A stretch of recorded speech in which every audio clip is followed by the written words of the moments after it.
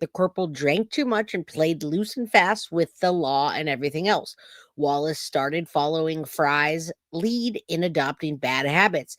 The pressure to try to fix the problems at the armory with little to no leadership or guidance was unbearable to Wallace. Rather than him seek help, he tried to keep his misery in to himself and chose ding, ding, ding, abusing alcohol to help him cope with his work problems. In addition to poor training and leadership, NCOs began verbally abusing Wallace again, and he had experienced that the same one he experienced in boot camp. Wallace had never been so miserable. All right, crime junkie, how you doing? Has anyone heard Tyler say in an interview to a detective that when Maddie visited, he wanted to sleep with her and his wife make a snuggle sandwich, but Maddie didn't want to? Yes, we absolutely heard that. We watched that on my channel. We listened to it.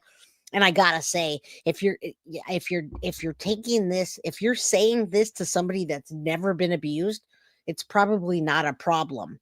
But when you think about Maddie being abused for since she was 7, 8, maybe even 6 years old, then that's a problem. But normally a snuggle sandwich with your kid that's not being abused, it's not a problem.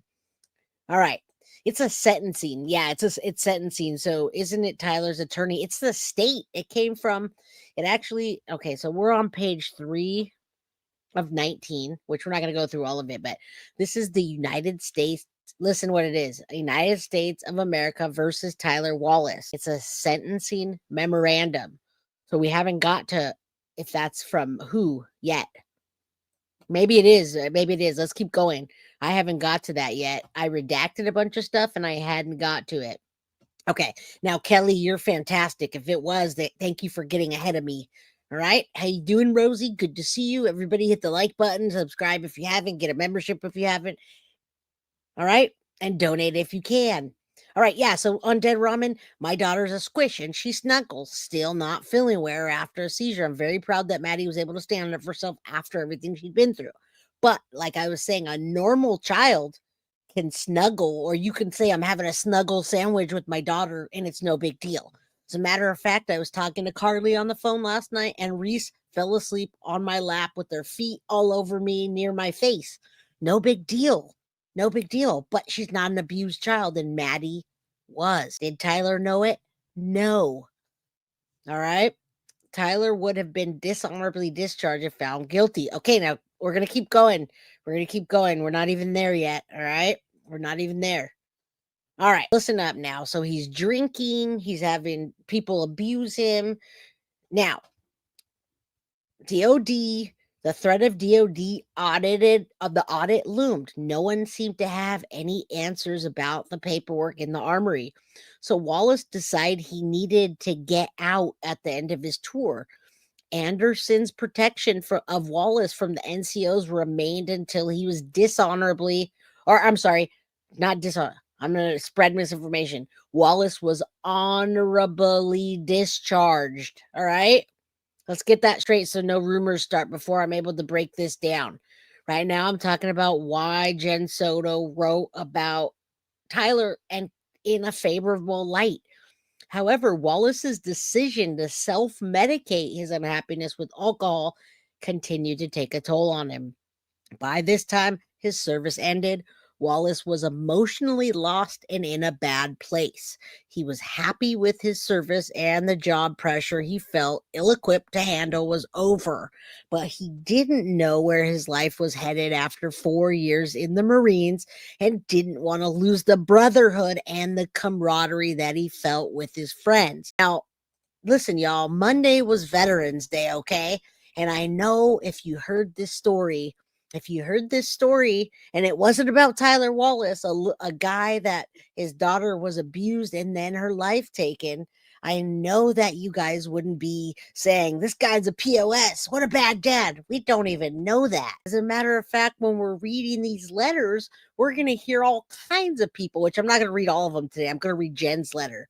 When you hear these people, you're going to say, wow, Jen even thought he was a stand-up guy. Why did she keep him away from his daughter? What's wrong with that potato? All right, so let's keep going. I don't understand things sometimes. I don't understand people. All right, so honorably discharged. That's the least they could do after what they put him through. He's an honorably discharged veteran. Sunshine, I couldn't have said that any better. Thank you. Ashley, thank you so much for the $9.99 super sticker. I appreciate that. And it comes in handy right about now. So thank you. Hi, Nikki. All right, let's go. We're on page 4. His friends. Okay, so he had his friends. He was drinking too much and still hanging out with his Marines friends after they got off work. Now we know how you get off work and you start drinking and it goes into the next day, right? So it was during this time period that he helped his friend bury government property in Reardon's garage, a decision that has ultimately brought him before the court to face justice for his crime. At this time, helping friends put stolen government property in a hole in one of his buddies' garage did not seem like a big deal. After all, he didn't personally keep anything and he was just helping out his friends. While he's drinking, being abused, making bad decisions, Anderson and the others were his good friends and he didn't ask any questions. His poor decision then making and the extent of his fall from the bright-eyed young man who had joined the Marine Corps just 4 years earlier was epitomized by his ill-fated decision to participate in crime and theft. And that's what it was. It was crime and theft, and that's what it was. Crime, theft, explosives, burying them, doing poor paperwork. Now looking back, his crime brings him to his knees with guilt and remorse. Things have changed greatly since leaving the military. With the help of his wife and family, his wife is Tatiana, Wallace stopped drinking alcohol and started focusing on what's important in life. Despite the bad experiences he's had in the military, he is proud to have served his country the best he could and made the most of the GI Bill and is now gainfully employed in ITF sales in Texas. There you go. He's been in Texas. That's where Maddie was going back and forth. Not often, but he was paying his child support. Jen was, and I wish I could get the documents to show you. She was trying to she was doing parental alienation, right? So he provides for his family and his daughter and is hopeful for the future. Maddie's gone now. He has the respect and admiration of his family, friends, coworkers, even Jen Soto, many of whom had a hard time dealing with his admission of guilt of theft of government property. If you speak with them, Wallace is one of the most honest and loyal people they know. All right. Let me check out your comments. I want to get to if he's so bad and so terrible and such an awful guy, why did Jen write that? Adam drives Helen. How you doing? Good to see you. All right. Yeah, Lynette, thank you for saying that. I get so angry too when I think how Jen fought to have full custody. What? Why'd she do that? Why'd she do that? Everything Jen says is she is and has, Tyler does have. She is none, just wants support and not work. Yeah, well, we know that. Jen was jealous that he was happy. Oh yeah. Oh yeah. What's up, Criddles? How you doing? Hashtag arrest Jen Soto. All right, so we're hearing about Tyler. We're doing this document read. So we're on page 5 and 19. Difficult and embarrassing to approach them and tell what he has done. To his surprise, his employer and friends and family expressed their heartfelt support and disbelief that he could do such a thing. All right, but Wallace knows that he did commit a crime, and for that, he's very remorseful. He let himself down. He let the country down. He let his friends down. He let his daughter down. He let the family down. He relives the decision he made every single night and day and knows the cost of his decision that has rendered upon his family.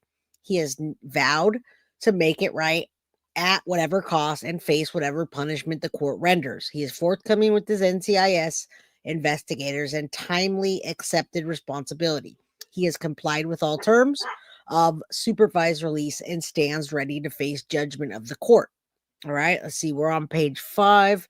We're almost to the end of this. What happened? His parents have flown in from Kansas to support him at sentencing, and friends, family, and coworkers have written letters and attached them for the court's consideration. all stand ready to accept the judgment of the court and will continue to support Wallace because he has earned their love and support. Wallace is in agreement with the sentencing recommendation of the United States Probation Office and the United States Attorney, and respectfully joins in asking the court to sentence him to terms as outlined, including the term of probation with 4 months of electronic monitoring. However, should the court seek a period of incarceration, Wallace asks for 30 days to get his affair in order before serving his time.